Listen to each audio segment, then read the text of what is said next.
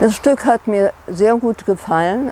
Es hat mich von Anfang an gepackt. Ich fand das sensationell von dem Gesamtkonzept her, dass man auch den Schauspielern so nahe ist, die das wirklich auf hervorragende Weise rübergebracht haben. Jetzt, nachdem ich es erlebt habe, muss ich sagen, ist der Ort, glaube ich, hervorragend gewählt, weil man die Szenen, die hier gespielt werden, glaube ich, in einem Theater so ergreifend und so realitätsnah gar nicht zeigen kann.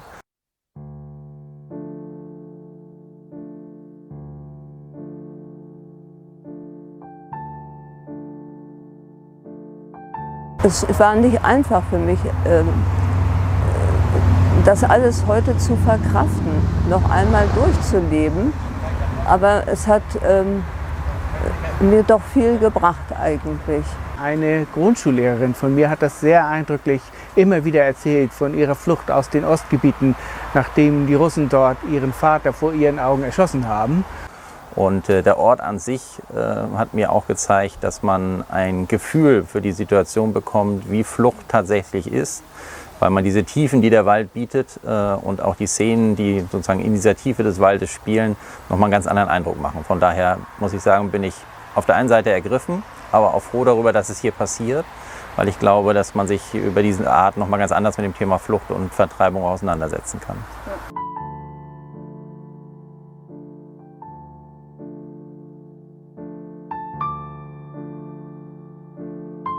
Es hat mich an früher erinnert, weil ich in demselben Alter war und hier landete in Lübeck als Flüchtling.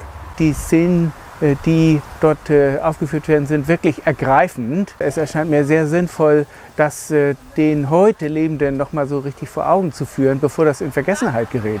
Ohne die Geflüchteten wäre Lübeck damals niemals zu einer mittelgroßen Stadt geworden. Von daher, glaube ich, macht das deutlich, welche Bedeutung die Flucht damals nach dem Zweiten Weltkrieg auch gehabt hat. Diese Umstände, das Versteckspielen, ob es bei den Russen war, die durch das Dorf marschierten abends. Ganz viele haben eben durchaus eine Verbindung gehabt, entweder in der familiären Geschichte oder aber eben auch noch das persönliches Empfinden und Erleben. Wenn so etwas Wichtiges, was uns geprägt hat, ohne dass wir es vielleicht wissen, auch heute noch prägt, wieder so ins Bewusstsein gerückt wird. Und dafür kann ich einfach nur Danke sagen. Die Generalprobe war gestern super erfolgreich und ich bedanke mich auch nochmal für die Rückmeldungen unserer ersten Zuschauer. Es hat uns sehr gefreut, dass es Ihnen so gut gefallen hat. Und das Thema ist einfach so ein ernstes Thema, was aber unglaublich wichtig ist, dass wir, auch die neue Generation, sich immer wieder dessen bewusst wird, was eigentlich unsere Großelterngeneration erlebt hat. Jetzt dieses Wochenende und sonst auch am 17. und 18. Oktober habt ihr noch die Möglichkeit, dieses außergewöhnliche Theaterstück mitten im Wald kennenzulernen und es lohnt sich vorbeizukommen. Ich freue mich auf euch.